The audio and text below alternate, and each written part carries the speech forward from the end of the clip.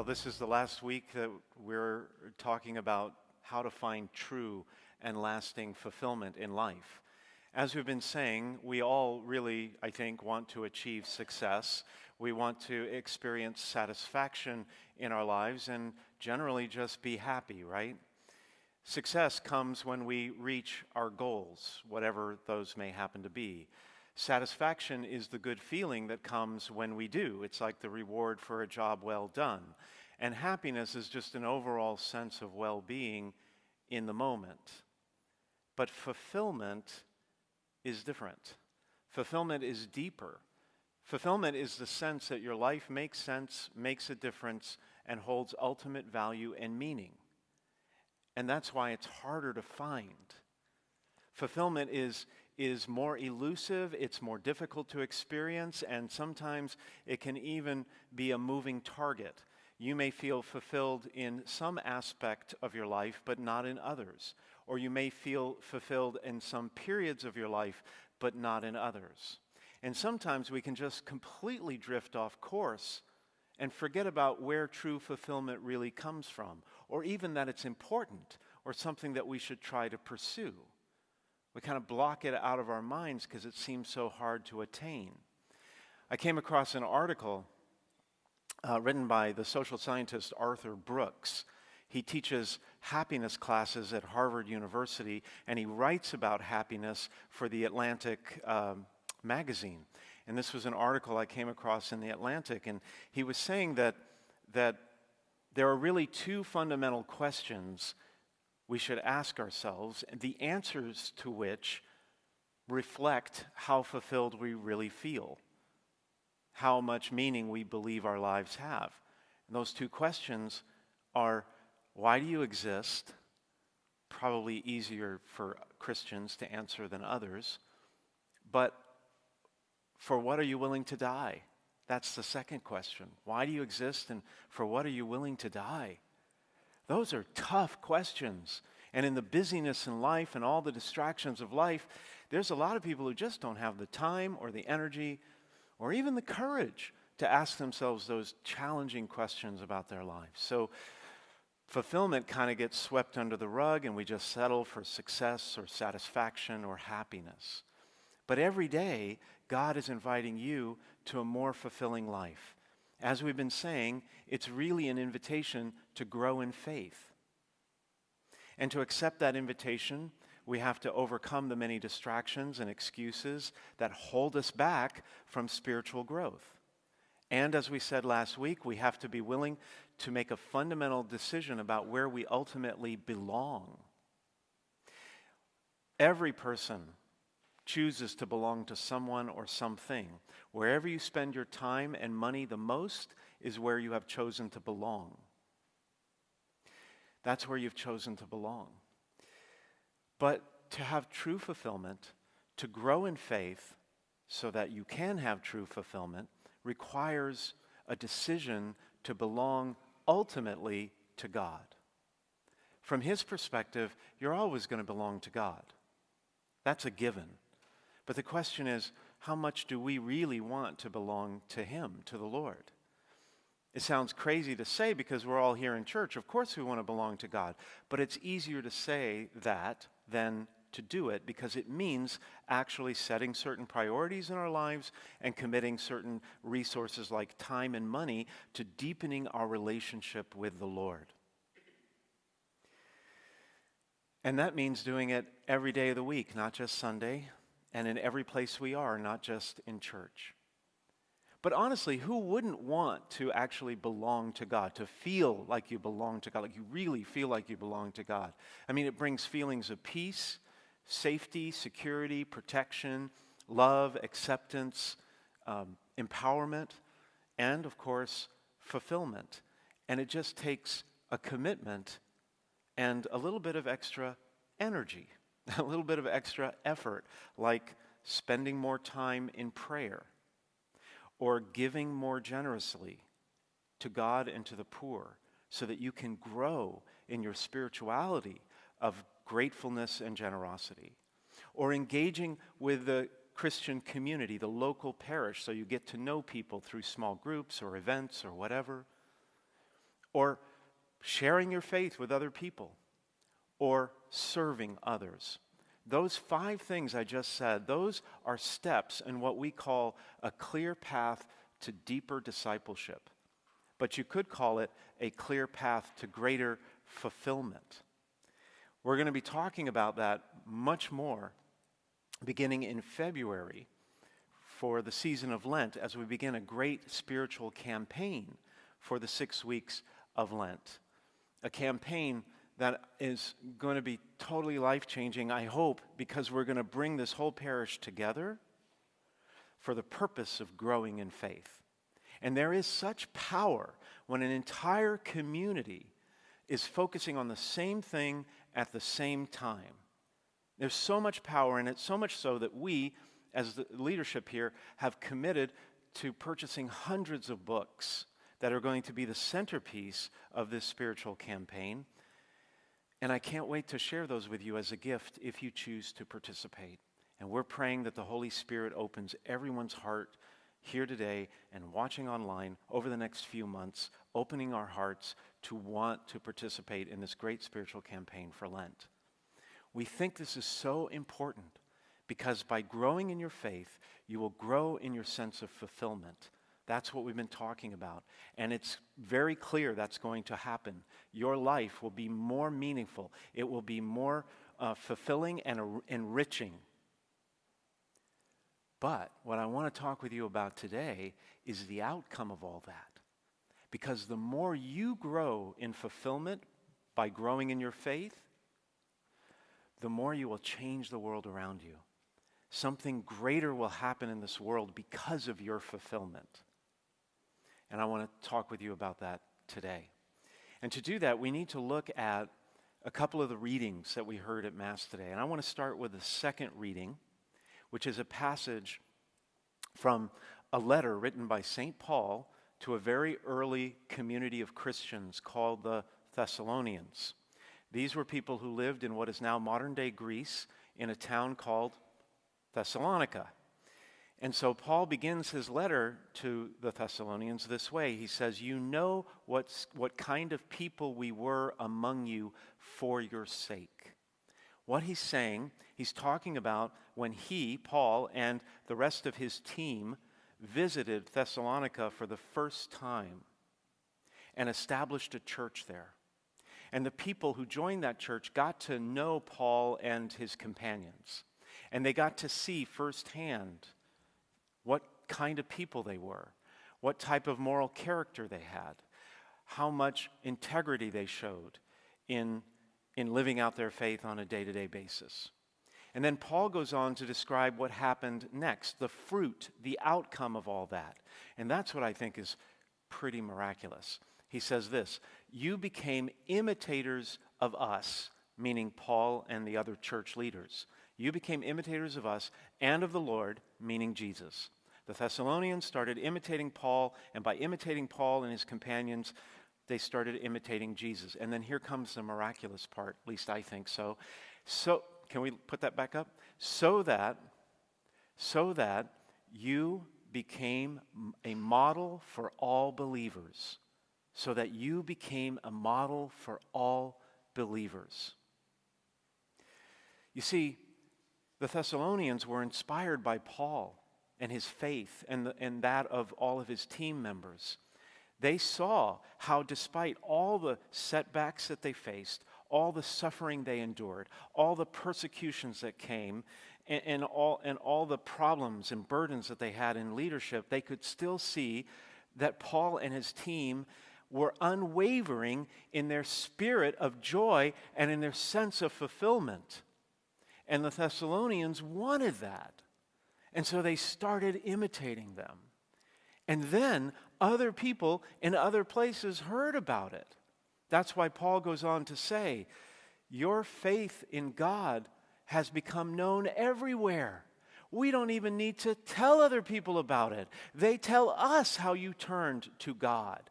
Wherever Paul went, he heard about the great faith of the people he founded, the Thessalonians. And no doubt, the people he met in other places were trying to imitate that kind of faith because they wanted what the Thessalonians had. And every time you choose to invest in your faith, to spend time and effort in growing in your faith, there are going to be people around you who want to imitate you. You will influence and inspire other people. When I was a kid, I was pretty impressionable.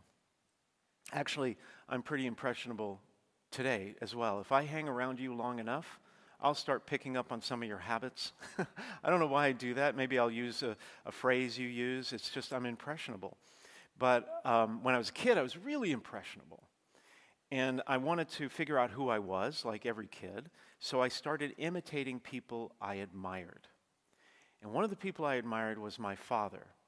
I've spoken to you about my father on several occasions in the past. He was a challenging personality. We kind of had a conflicted relationship, but I still admired him. He was a world-renowned scientist who had published over 200 peer-reviewed articles in some of the leading scientific journals around the world. He was a chemist and a physicist, and he contributed substantially to the body of scientific knowledge known to mankind. That's something to be proud of, and I was proud of him, and I admired him, and I wanted to be like him. So when I was 4 years old, my mom walks into the kitchen, and she sees me standing on the counter. Somehow I'd gotten myself up on the kitchen counter, and I was reaching up to the highest shelf in the cabinet, and I was pulling down, of all things, a heavy mortar and pestle, and I had gathered baking soda and sugar and flour or anything else that looked like chemicals to a 4-year-old, and my mom is like, "What are you doing? Get down from there, that's dangerous." I said, "I'm trying to find a cure for some terrible disease." I wanted to be like my father. And so I imitated him. When I was 12, I looked up to my older brother. My older brother's 4 years older than I, and I wanted to be like him. Why?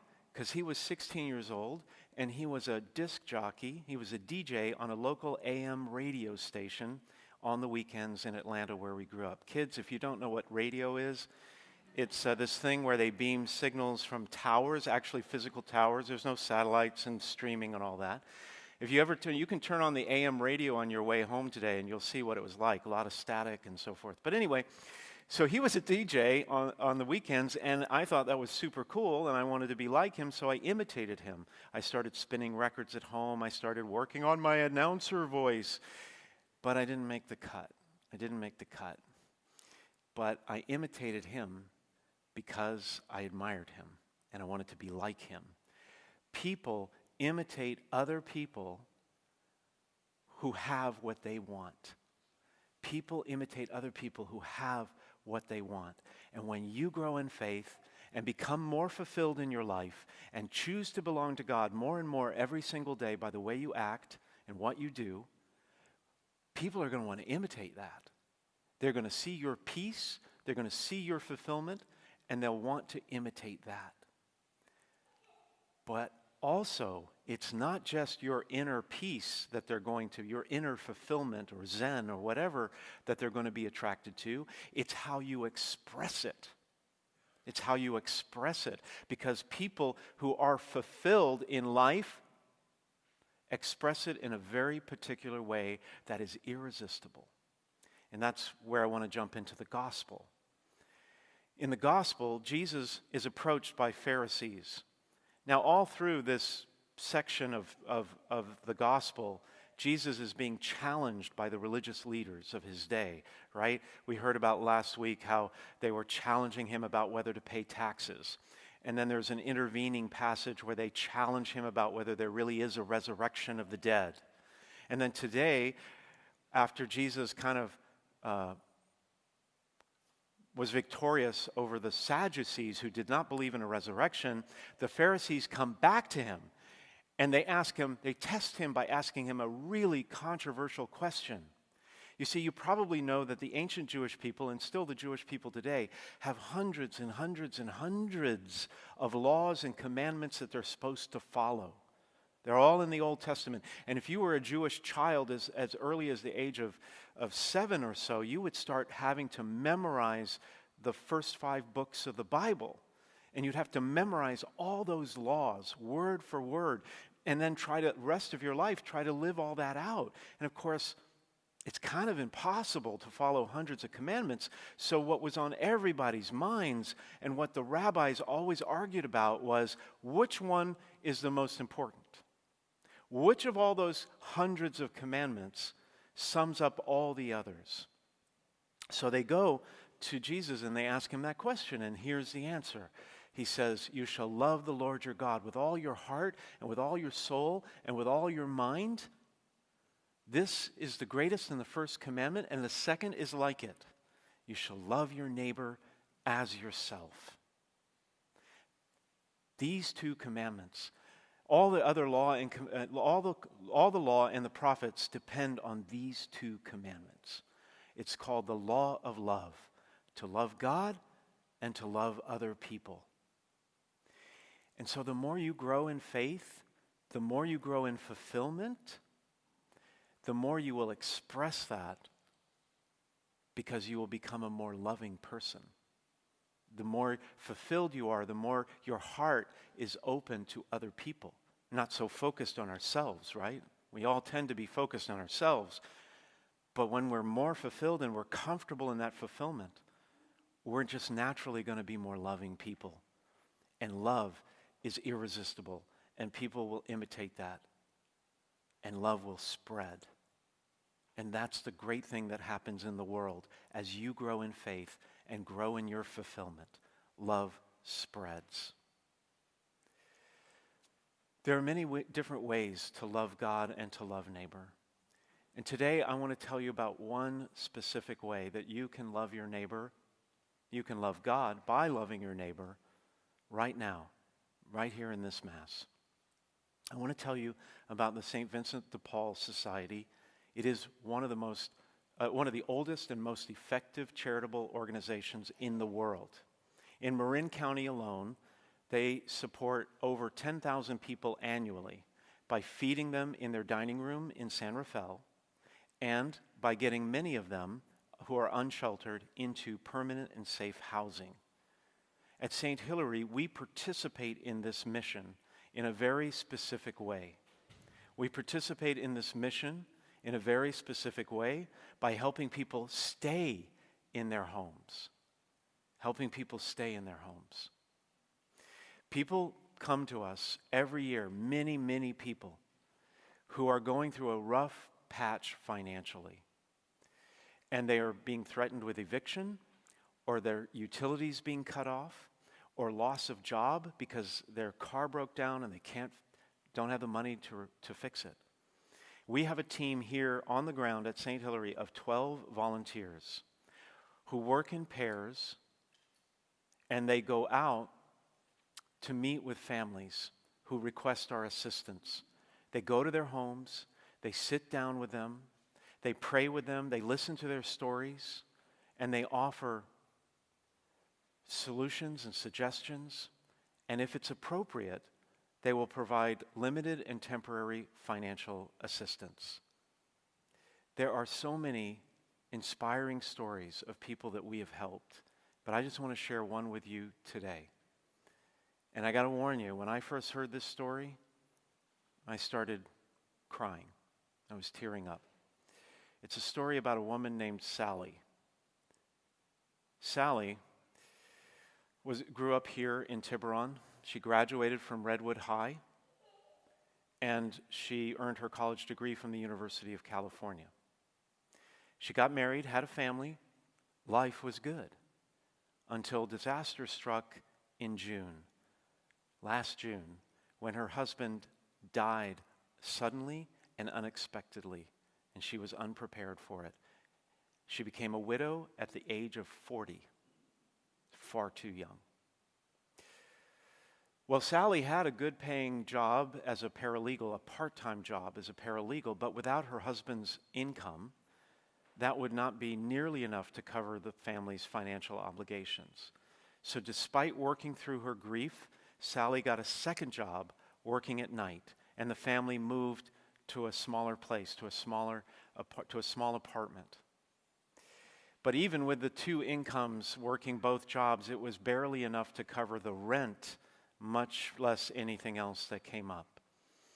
Her son, who was just graduated from Redwood High last May or June and was going to go to Southern California to college, canceled his plans to stay home with mom, get a job, and help her pay the bills.